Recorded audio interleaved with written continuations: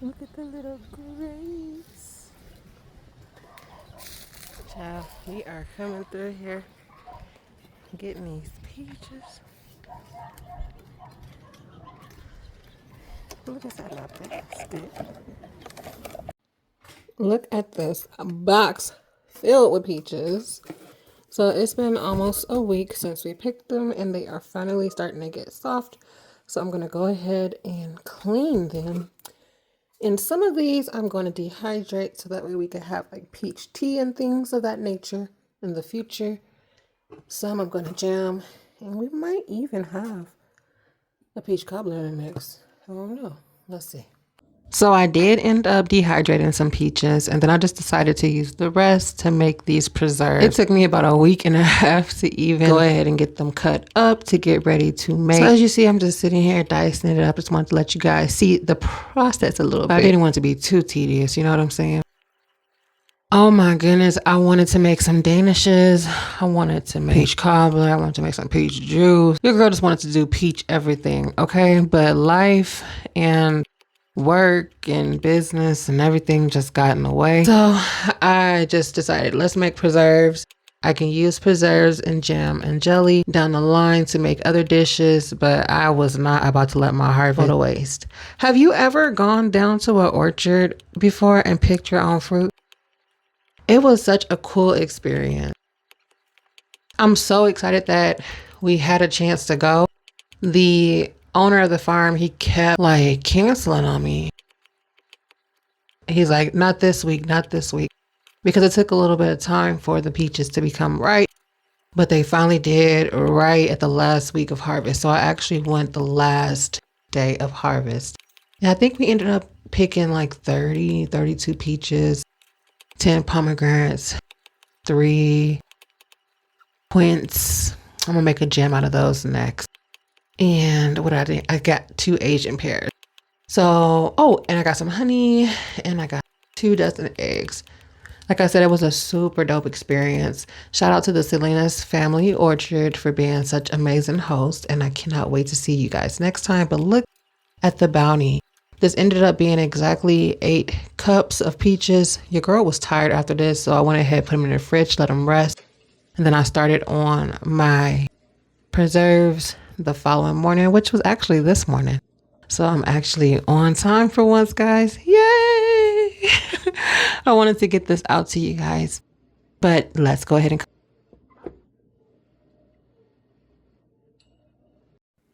Child, I've been trying to make these peach preserves for days now. I cut all of these peaches up yesterday. It's exactly 8 cups of peaches. These were the peaches that I picked at the orchard. And I was gonna make a few different things and I just got decided. Look, you know what? It's just gonna all go to preserves because I can use preserves later on. So I am starting the process before my house gets too loud. Your girl was sleeping good and I knew it was something because that sleep was feeling real good. And then I was like, oh shit, I'm supposed to be up. I was supposed to have been up. But good morning, y'all. And then the recipe calls for 7 cups of sugar. So this is just 1 cup. And I'm using the all-natural Zolka sugar. Zolka pure cane sugar. We'll see how that tastes. So I cannot hold, I don't know why. It's like I'm allergic to tripods. It's like I'm allergic to them. Because I'll have them. I probably own 8. Where are they? Child, the world will never know. Probably in the studio. But you gotta make sure that it's leveled. So that's only 2 cups. But I'm gonna put y'all down and finish putting my sugar in, okay? Alright, so that was a 4-pound bag. And after measuring it all out, it ended up being 8 cups. So I just went ahead. I did measure them, but I went ahead and just put the 8 cups in. So now I am just stirring the sugar in these peaches. I left my skins on because the skins have so much nutritional value, so much nutritional benefit to keeping your skin on. Plus, it's added fiber. And, you know, people have problems pooping, not me, but, you know, you guys got to have your fiber. There's a lot of natural fiber. Eat the skins of your fruits, okay, guys? And then I'm actually going to make the quince into a jam as well. But no. All right, so I've already added the juice of a lemon. But, of course, I didn't have a tripod to record it. I just wanted to smash some of these. So I'm just using this masher just to smash some. I don't know about y'all, but I like mine kind of chunky and kind of pureed. This reminds me of my great-grandmother. And so I'm mashing just a little bit. I'll do it again when they cook. I just don't want it to be too mushy. And I don't want it to be too solid. Does that make sense? Or no? Anyway, this is on medium heat. And it's going. I am actually putting a saucer in the freezer. And I am sterilizing my jars. Alright, y'all. So as you see, we have a nice rolling boil going on with these peaches. And in the corner, you just see a little bit of foam. It was more than that. I just allowed mine to continue to cook. If you read some canning articles or canning books, they say that you can skim away the foam. But people who know how to do it the old-fashioned way know there's nothing wrong with just letting it continue to cook because that will dissipate. If I find any foam left before I add my pectin in or my shear gel, then I will be sure to skim it off, but it's not even a lot of foam.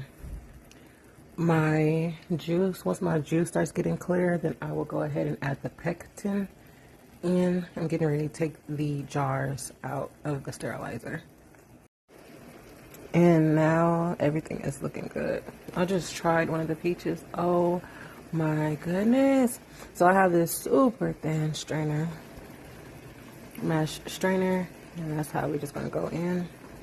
And just skim. I push my fruit down, skim it up, and knock the little piece of fruit back in. Oh, not the foam. But yeah, just gonna go push around and skim the sides. You see this rolling? Those are my jars. And this is how everything is looking. I added the pectin, but of course, before I could hit record, it sank to the bottom. And that's fine. But you see how clear my liquid is? Don't that look like it's gonna be so delicious? You want some? I might let you get some. I might. Let's see how nice that feels. But it smells so divine in this house. Oh my goodness. And I am just going to let this, making sure that everything is mixed together well. And then I'll see if I have to add more. But I feel a little bit of resistance. But just like arrowroot and cornstarch, once it boils, then it activates. So I'll see in a few minutes how I'm feeling with that and if I need to add more. Alright. Alright, so I just did the saucer test. I just took this out.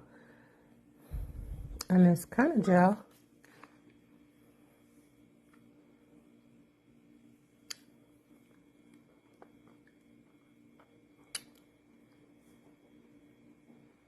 I could put a little bit more pectin in. So I started seeing actually more foam after doing the pectin. But only skim it.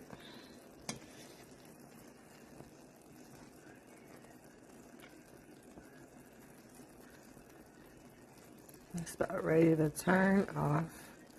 Just letting that little area gather. Then we'll go through and scoop it. Do you see that gold and jam? So we're gonna have peach preserves and some peach jelly. Do you like preserves more? Do you like jelly more? What are you feeling? Let me know down below. All right, so we are just about done. I ended up going in and adding just a tad bit more pectin to it, which is why you see me stirring it up really good to make sure that that dissolves and blends in. I did do the saucer test when it came to the jelly.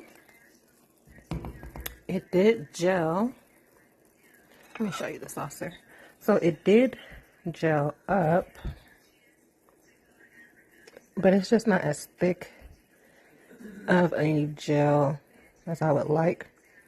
So I just added a little bit more pectin, making sure to stir it up so it breaks up and dissolves really well. I'm gonna give it about another maybe 5 minutes. 5 minutes to cook, and then I will turn this off and proceed to candies. Look at how good that looks. Oh my goodness, and they're so delicious. We tried a little piece. I cannot wait until it's all set up.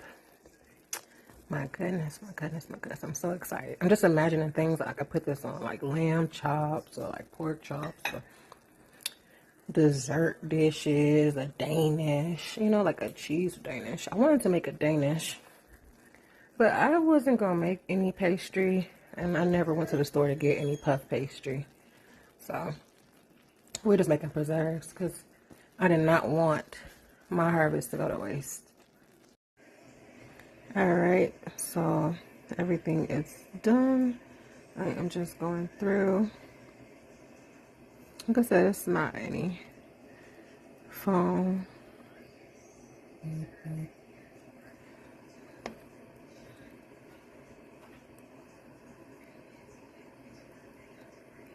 at how everything gelled up. So I'm moving this off of this eye. I'm actually going to transport it over to my dry area, and then I'm gonna start putting these in the cans. Okay. All right, little loves, and everything is done. It's not the best lighting, but over here I got my jars, and they are sterilized and open and ready. You always keep a clean, dry towel near you because you're going to have to wipe the mouth or the rim before you seal it. But let's go ahead and start transferring this over, okay? All right. All right, so I was able to render 5 jars of peach preserves. I'm going through with my skewer, and I'm just rubbing around inside to bring any of those air bubbles to the top. You don't want any air bubbles in. And then I'm going to clean my rims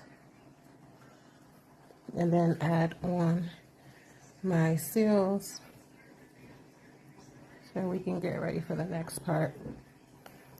In here, I'm going to use my emulsifier and blend this so that way it's a chunky jam versus the jelly. It's a little bit of skins in there, just a little bit of peaches left. And then all that juice turns into jelly. So we'll have peach preserves and peach jelly. That way, if you wonder what the difference was, you'll know. One has the fruit, the other is. All right, so we have 5 jars of preserves, 1 jar of jam, and is it 3 jellies? Yeah. 3 jars of jelly, peach jelly, 1 jam, and 5 preserves. So let me go ahead and I'm going to put these in the hot water bath.